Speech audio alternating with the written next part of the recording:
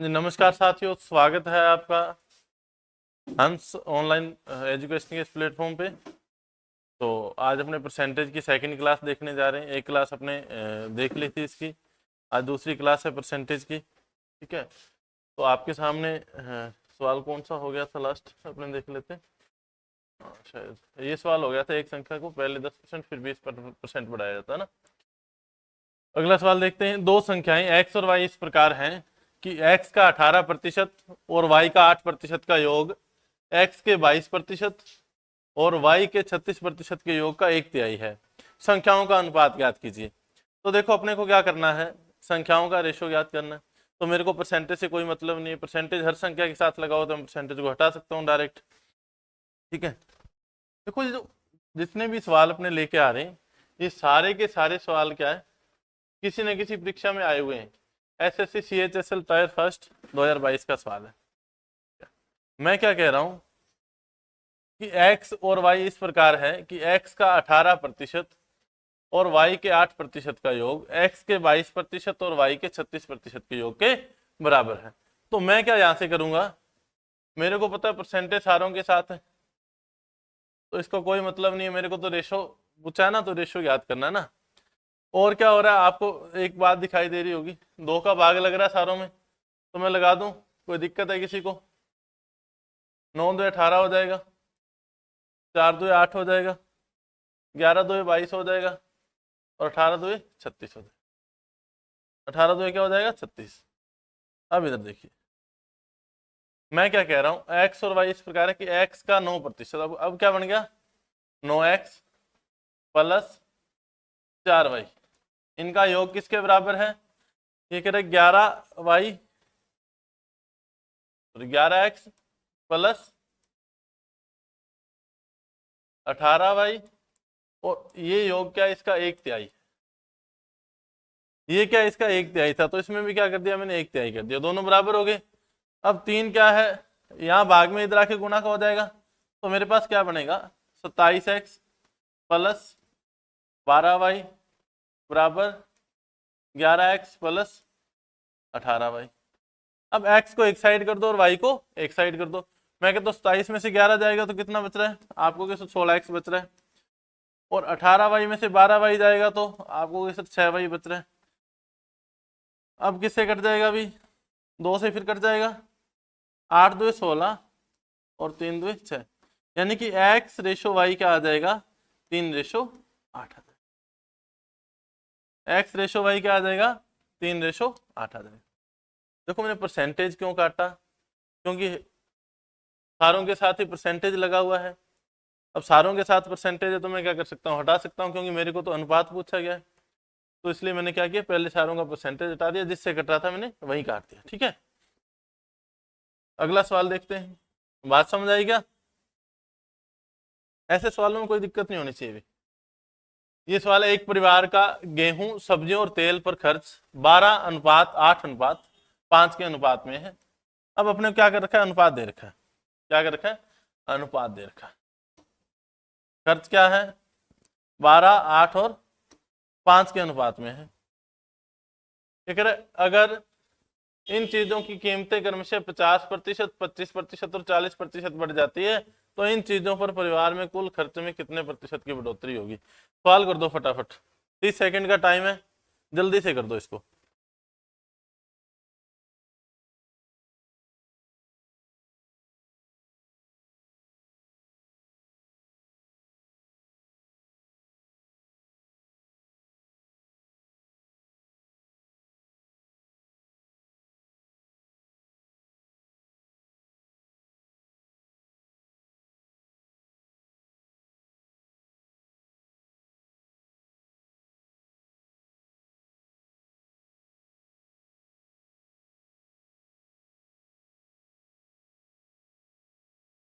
हाँ जी, देखिए अपने को रेशो किसका दिया है? खर्च का रेशो दिया है 12 8 और 5। तो मैं क्या कहूंगा, क्यों गेहूं पर तो 1200 खर्च कर रहा था और सब्जियों पर 800 खर्च कर रहा था, तेल पर 500 खर्च कर रहा था। देखो रेशो है तो मैं 100 का गुणा करूंगा सारों के साथ, कोई दिक्कत वाली बात नहीं है, क्योंकि रेशो को आप सेम संख्या से गुना करते हो तो रेशो पे कोई फर्क नहीं पड़ता है। अब देखिए ये मैंने गुना क्यों किया, इसका कारण क्या था, क्योंकि मेरे को पॉइंट में उत्तर नहीं चाहिए और मैंने इनको 100 से गुना कर दिया ताकि मेरी कैलकुलेशन आसान हो जाए, बस इतनी सी बात है। देखिए क्या है, ये कह रहा है कि गेहूं की कीमत में 50% वृद्धि होती है। कितनी वृद्धि होती है? अब यहाँ टोटल खर्च कितना हो रहा था, अभी पहले टोटल खर्च हो रहा था 2500 रुपये, 1200, 800 और 500। ये कह रहा है इसमें 50% की वृद्धि हुई गेहूं में, तो 1200 खर्च पहले था, अब 50% कितना होता है, 600 होता है, तो मैं 600 की वृद्धि करके डायरेक्ट क्या लिख दूंगा, 1800 लिख दूंगा। और 800 में कितने की वृद्धि हुई, ये कहता है 25% की वृद्धि हुई, तो 25 8 है 200, यानी कि 800 का 25% क्या होता है, 1/4 ही तो होता है, तो 800 का 1/4 करेंगे 200 की वृद्धि हो जाएगी। तो अब खर्च कितना हो जाएगा, 1000 हो जाएगा। यहाँ पे प्लस 25% लिख देता हूँ। और 500 में 40% की वृद्धि हुई है, 500 में 40% की वृद्धि हुई है। अब 500 का 40% कितना होता है, 200 होता है, 5 चौक 20 होता है, ठीक है। अब 200 की वृद्धि हुई तो अब खर्च कितना हो गया, 700 हो गया। पहले टोटल खर्च 2500 था, अब टोटल खर्च कितना हो गया, 1800, और 7 2500 और 1000 3500। अब कितना हो गया, 3500। ये कह रहा है खर्च में कितने प्रतिशत की वृद्धि हुई, खर्च में कितने प्रतिशत की वृद्धि हुई। तो 2500 से जब 3500 हो रहा है तो 1000 की वृद्धि हो रही है, और कितने पे हो रही है, 2500 पे हो रही है। परसेंटेज निकालने के लिए गुणा क्या कर देंगे, 100 कर देंगे, 100 कर देंगे, ठीक है। 25 चौक 100 आ जाएगा, 1 0 ये लग जाएगा, यानी कि 40% की क्या हुई, वृद्धि होगी। 40% की क्या हुई, वृद्धि हुई। करना कुछ भी नहीं है, मैंने क्या कहा, 12 8 और 5 का रेशो दे रखा था, मैंने 1200 800 500 खर्च मान लिया, जितना जितना इसने कहा उतना उतना अपने बढ़ा के लिख दिया। तो पहले खर्च कितना था, 2500 था, अब कितना है, 3500। आप कह रहे हो सर 1000 रुपए की वृद्धि हो रही, कितने पे हो रही है, 2500 पे हो रही है, तो 1000 2500 का कितने प्रतिशत है वो निकाल लिया, तो 40%। तो इसका मतलब वृद्धि कितने की हो रही है, 40% की हो रही है। आइए भी आगे बढ़ते हैं। एक परिवार का गेहूं सब्जी और तेल पर खर्च 9:11:5 के रेशो में है।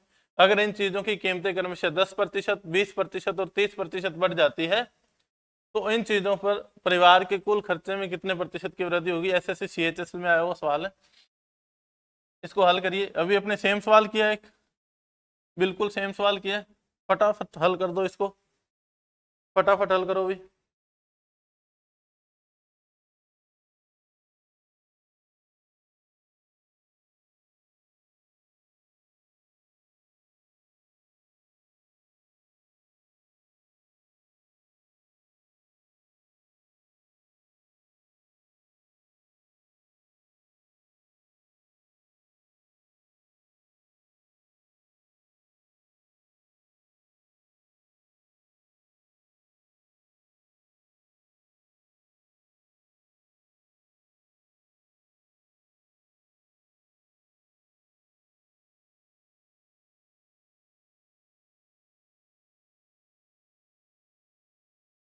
हाँ जी, आइए देखते हैं। ये कह रहा है खर्च है 9 11 और 5, तो मैंने क्या किया, पहले की तरह 900 1100 और 500 खर्च ले लिया। कितना ले लिया, 900 1100 और 500। ये कह रहा है कि अगर इन चीजों की कीमतों में 10%, 20% और 30% की वृद्धि होती है तो पहले टोटल खर्च कितना था, 1100 900 2000 और 500 2500 था। अब क्या हो रहा है, वृद्धि हो रही कितने की, 10%, 20% और 30% की। तो 900 में 10% बढ़ाएंगे, 10% बढ़ाएंगे तो कितना हो जाएगा, अभी 990 ही तो हो जाएगा, क्योंकि 900 का 10% क्या होता है, 90 होता है। अब 1100 में 20% बढ़ाएंगे तो 11 2 22 होता है, यानी कि 220 बढ़ जाएगा, 220 बढ़ जाएगा तो कितना हो जाएगा, 1320 हो जाएगा। और 500 में 30% बढ़ाएंगे तो कितना बढ़ जाएगा, 150 बढ़ जाएगा, यानी कि 650 हो जाएगा। प्रतिशत बढ़ाना आता है क्या, मैं कह रहा हूँ 500 का 30% कितना होता है, 150 होता है, 5 3 15। आप फर्स्ट लेटर को तो गुना करना है, और 2 0 तो वो हटी जाएगी 100 से, ठीक है। अब खर्च कितना हो गया, पहले 2500 था, अब कितना हुआ 1320, और 900, 2220 और 90, 2310, 2310 और 600, 2910 और 50, 2960। पहले 2500 था, अब कितना हो गया, 2960 हो गया। यानी कि खर्च कितना बढ़ा, 460 बढ़ा। कितना बढ़ा, 460। कितने पे, 2500 पे। गुणा क्या कर दूंगा, 100 कर दूंगा। 2 जीरो से 2 जीरो कैंसिल। 25 एक 25, कितने बच गए, 21 बच गए। और 25 8 है 200, और 25 चौका है 100। यानी कितना आ जाएगा, 18.4% आ जाएगा। वृद्धि कितने की हुई, 18.4% की। मैं कह रहा हूं कि 2500 से 2960 हो रहा है, इसका मतलब क्या, 460 बढ़ रहा है। कितने पे, 2500 पे। तो परसेंटेज निकालूंगा, कितना आ जाएगा, 18.4%। बात समझ आई, दोनों सवाल सेम थे। नेक्स्ट सवाल देखते हैं। ठीक है, किसी विद्यार्थी को किसी परीक्षा में 40% अंक प्राप्त हुए और 20 अंकों से अनुत्तीर्ण हो गया। यदि परीक्षा का उत्तीर्णांक 45% हो तो उस परीक्षा के पूर्णांक कितने हैं। बिल्कुल सिंपल सा सवाल है, फटाफट करो इसको, टाइम नहीं लगना चाहिए बिल्कुल भी।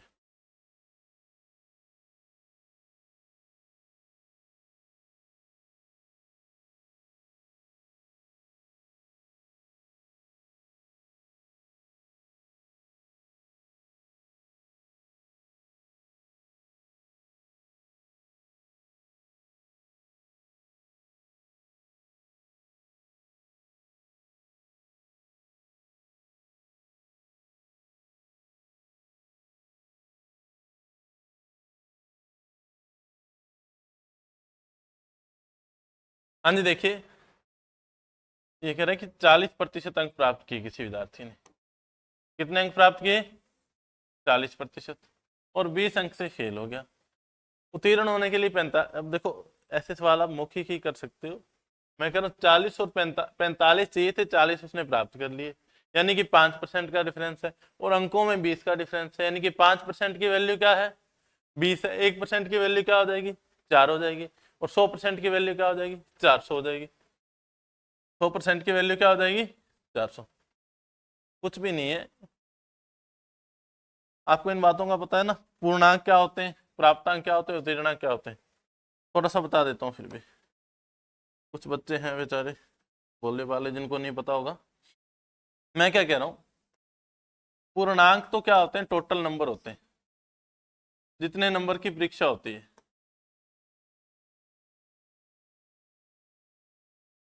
और उत्तीर्णांक क्या होते हैं, पासिंग मार्क्स, जो पास होने के लिए नंबर चाहिए होते हैं, जो पास होने के लिए आवश्यक होते हैं।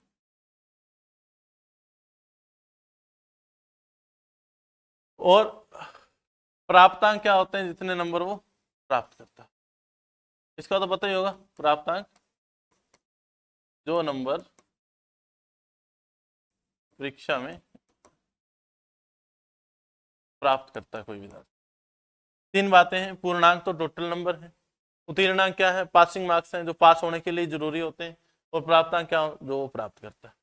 अब सवाल में क्या कह रहा था कि परीक्षा में 40% अंक प्राप्त किए और 20 नंबरों से फेल हो गया, यानी कि 20 नंबर उसको और प्राप्त करने चाहिए थे। और एक साइड में कह रहा है कि पास होने के लिए तो 45% चाहिए। तो मेरे को क्या पता चला कि जो इन दोनों का डिफरेंस है, उत्तीर्णांक का और प्राप्तांक का, वो मेरे को दे रखा है। यही तो बात है ना, 45 चाहिए थे, 40% आए, यानी कि 5% कम आए। और सवाल में क्या कह रहा है, ये जो 5% कम आए ना, इसी की वैल्यू क्या है, 20 अंक है। 5% की वैल्यू क्या है, 20 अंक है। तो मेरे को कितने परसेंट की वैल्यू चाहिए, 100% की। तो मैं किससे गुणा करूंगा, 20 से गुणा करूंगा तो 100% बन जाएगा। तो 20 को भी 20 से गुणा करूंगा। अरे ऐसे समझो, हर बार 1% पे नहीं जाना है। पहले 1% की वैल्यू निकालो, फिर आप 100% की निकालोगे 100 से गुणा करके। मैं कहता हूँ 5 से डायरेक्ट 100 बन रहा है, तो डायरेक्ट 20 से गुणा कर दो। एक की निकालनी वैल्यू, एक की निकाल लेना, कोई दिक्कत वाली बात नहीं है, वो भी बता देता हूँ। मैं कहता हूँ जब 5 की वैल्यू 20 है, तो आप क्या कहोगे, 1% की वैल्यू निकालने के लिए मेरे को 20 में 5 का भाग लगाना पड़ेगा, यानी कि 4 हो जाएगी। और 100% की वैल्यू निकालेंगे तो क्या हो जाएगी, इसको 100 से गुना किया तो 4 को भी 100 से गुना कर देंगे तो कितनी हो जाएगी, 400 हो जाएगी। बात समझ आई? आगे बढ़ते हैं। देखिए, किसी विद्यार्थी को किसी परीक्षा में 42% अंक प्राप्त हुए, वह 42 अंक से फेल हो गया, अनुत्तीर्ण हो गया। 42 अंक से क्या हो गया, अनुत्तीर्ण हो गया। 42 एक नहीं अंक, 42 अंक से अनुत्तीर्ण हो गया। यदि परीक्षा का उत्तीर्णांक 47% हो तो उस परीक्षा के पूर्णांक कितने, फटाफट कर दो।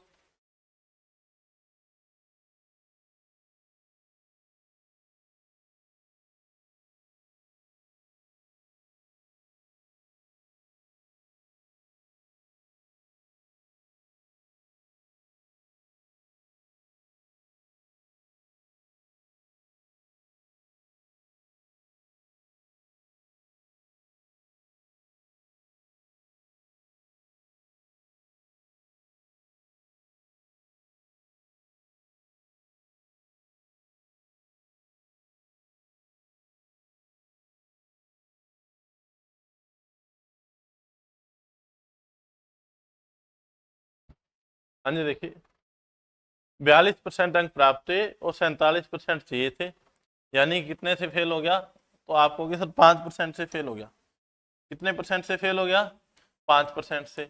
और इस 5% की वैल्यू क्या दे रखी है, 42 दे रखी है। मैंने आपको अभी बताया था कि मेरे को 100% की वैल्यू पूछी है तो मैं क्या कर दूंगा, इंटू 20 कर दूंगा तो 100% आ जाएगा। और 42 को 20 से गुणा करूंगा तो कितना हो जाएगा, 840 हो जाएगा। कितना हो जाएगा, 840 हो जाएगा। बस इतनी सी बात है, आपको दोनों का डिफरेंस देखना था। 42 और 47 का डिफरेंस 5 है, तो 5% की वैल्यू क्या है, 42 है। 5% की वैल्यू 42, तो मेरे को 100% की चाहिए, मैं डायरेक्ट 20 से गुना कर दूंगा। ठीक है बच्चों, समझ आ गई बात? आगे बढ़ते हैं। ठीक है, सवाल क्या है, एक परीक्षा में अनीता ने 31% अंक प्राप्त किए और 16 अंकों से फेल हो गई। उसी परीक्षा में सुनीता ने 40% अंक प्राप्त किए, जो पासिंग मार्क्स से 56 अंक अधिक थे। अब एक बात सुनो मेरी, एक बात को समझो। मैं कह रहा हूं यहाँ पे कोई पासिंग मार्क्स है, क्या है, पासिंग मार्क्स। और एक स्टूडेंट ने तो 31% प्राप्त किए और दूसरे ने 40% प्राप्त किए, यही तो बात है।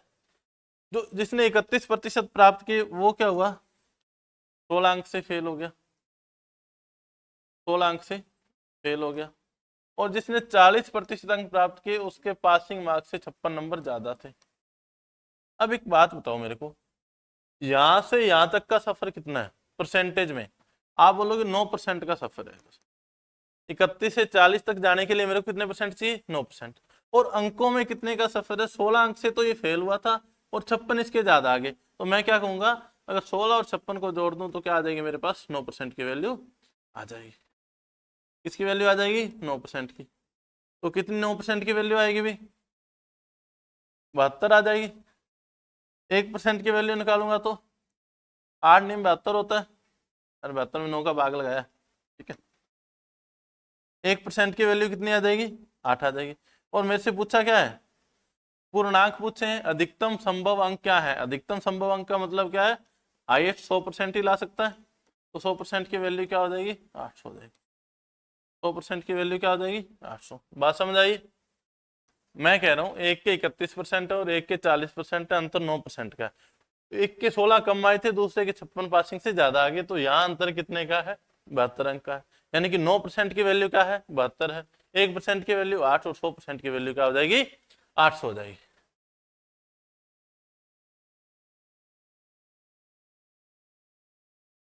चलिए, एक क्लास में कुल स्टूडेंट में से 83 से 1/3 लड़कियां हैं और बाकी लड़के हैं। अगर 60% लड़के और 80% लड़कियां मौजूद हैं, यानी कि उपस्थित हैं, तो क्लास में कितने प्रतिशत स्टूडेंट्स एबसेंट हैं। सवाल करो फटाफट।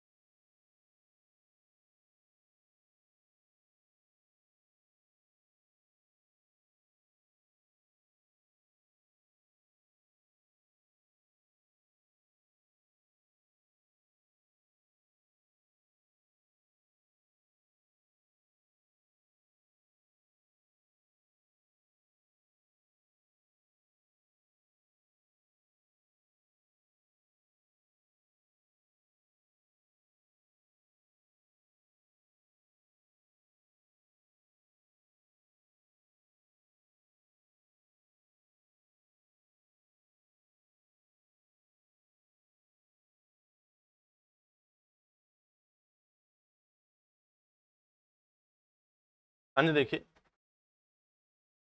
आपको एक बात का पता है कि जब ऐसा परसेंटेज आ जाए तो मैंने आपको क्या बोला था, आप उसको फ्रैक्शन में चेंज कर दो। किसमें चेंज कर दो? फ्रैक्शन में। और 83 से 1/3 का फ्रैक्शन क्या होता है? आप बोलोगे सर 5/6 होता है। कितना होता है? 5/6 होता है।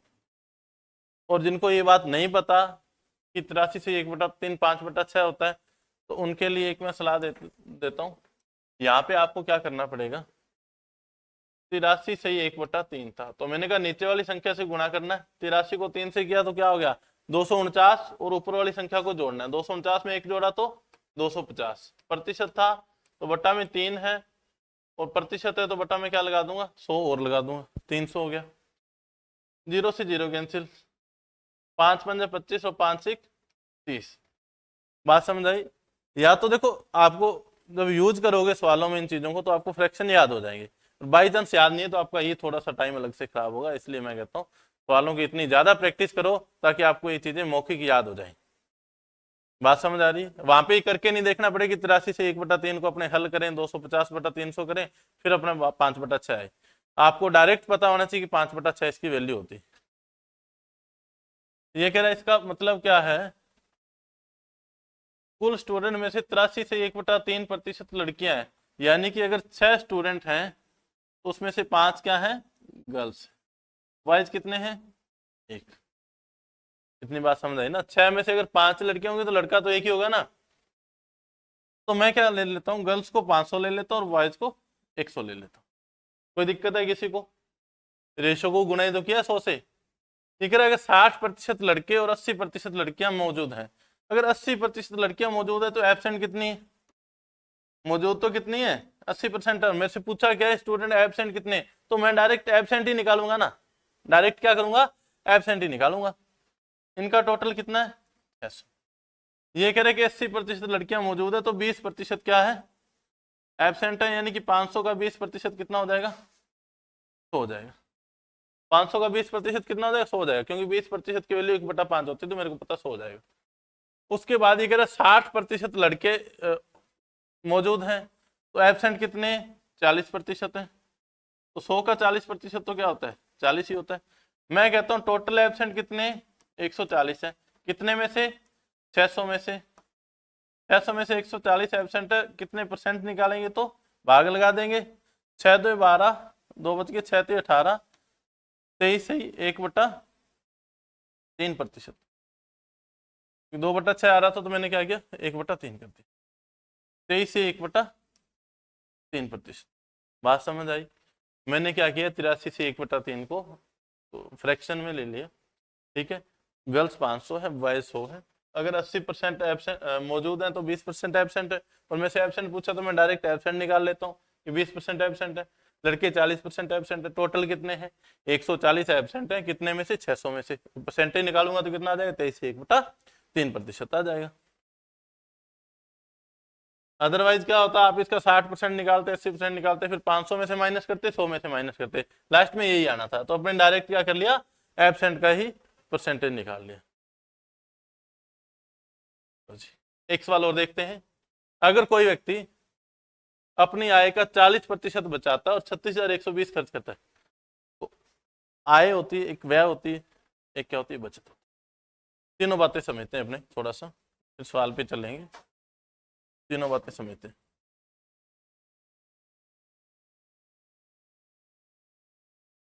मैं कह रहा हूं कि आपने मान लो 1,000 रुपया कमाया, तो वो तो क्या होगी? आपकी इनकम होगी, यानी कि आय हो जाएगी। उसमें से आपने क्या कर दिया? एक्सपेंडिचर, खर्च कर दिया। खर्च या व्यय, मान लो 700 रुपया उसमें से आपने खर्च कर दिया। तो मैं आपसे पूछना चाहता हूँ आपकी सेविंग कितनी है, यानी कि बचत कितनी है? तो आप कहोगे सर इनकम में से एक्सपेंडिचर घटा देंगे तो मेरे पास क्या आ जाएगी? सेविंग आ जाएगी।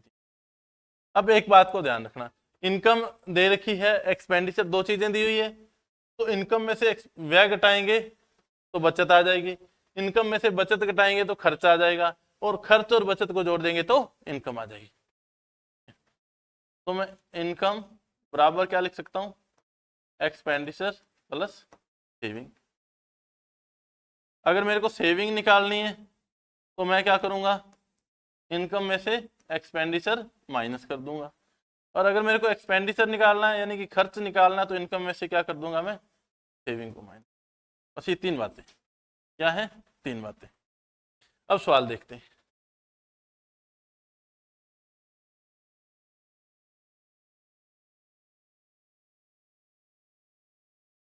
अगर कोई व्यक्ति अपनी आय का 40% खर्च करता है, उसने मान लो 100 रुपये कमाए थे और 40% खर्च कर दिया, तो उसने बचत कितनी की होगी, सेविंग कितनी की होगी। तो आप कहोगे सर अगर आय में से, इनकम में से 40% बचाता है ना, 40% क्या है उसकी सेविंग है, तो खर्च कितना किया होगा, एक्सपेंडिचर कितना होगा। आप कहोगे सर 60% तो उसने खर्च किया होगा, और 60% की वैल्यू क्या दे रखी है, 36,120 दे रखी है।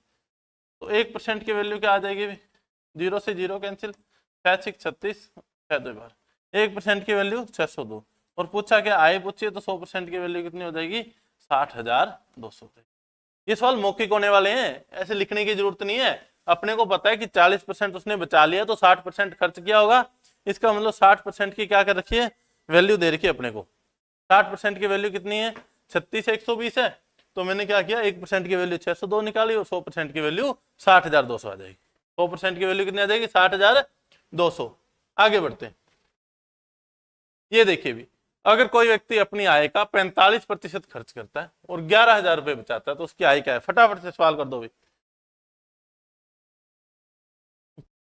हाँ जी देखिए भी, अगर कोई व्यक्ति अपनी आय का 45% खर्च करता है और 11,000 रुपये बचाता है, देखो सीधी सी बात है, 45% खर्च करता है तो 55% बचाता होगा।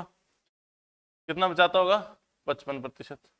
उसकी वैल्यू क्या दे रखी है आपको, 11,000 रुपये दे रखी। कितनी दे रखी है, 11,000। मैं क्या करूंगा, 11 11 1,000 और 11 5 55। मेरे पास 5% की वैल्यू क्या आ गई, 1,000। और इसको क्या करेंगे, 20 से गुना करेंगे तो 100% की वैल्यू आ जाएगी। 20 से ही तो गुना किया, इसको 20 से गुना कर देंगे तो कितना आ जाएगा, अभी 20,000 आ जाएगा। बात खत्म, बात खत्म, बात फिनिश। बस बात समझ आ रही है क्या, मैं क्या कह रहा हूं, दो चीजें दे रखी, 45% तो खर्च दे रखा है, तो मेरे को पता है बचाता कितना है, 55% बचाता है, उसकी वैल्यू 11,000 दे रखी है। जब 55% 11,000 है तो मेरे को पता चल गया कि 5% कितना होगा, 1,000 होगा। 5% कितना होगा, 1,000, और 100% कितना हो जाएगा, 20,000 हो जाएगा। बात समझ आई क्या। तो अपने परसेंटेज की 2 क्लासें होगी, एवरेज अपना टॉपिक पूरा हो चुका है, ठीक है। उससे रिलेटेड कोई सवाल हो तो भी आप कमेंट में लिख सकते हो, और कोई सवाल समझ नहीं आए तो भी कमेंट में आप बता सकते हो, ठीक है। ऐसे ही अपने क्या करेंगे, कंप्लीट मैथ करेंगे इस बैच में, ठीक है। तो जुड़े रहिएगा, वीडियो को शेयर कर देना, लाइक कर देना भी, ठीक है। बढ़िया बढ़िया और सवाल लेके आएंगे आपके लिए, बढ़िया लेवल के सवाल लेके आएंगे। तो आपका इतना सा फर्ज बनता है कि हमारी वीडियो को शेयर करें और लाइक करें, ताकि हमारे में और ज़्यादा जोश आए, और ज़्यादा जोश से पढ़ा पाएँ, और आपके लिए और बढ़िया बढ़िया चीज़ें लेके आ पाएँ। ओके, थैंक यू, मिलते हैं नेक्स्ट क्लास में।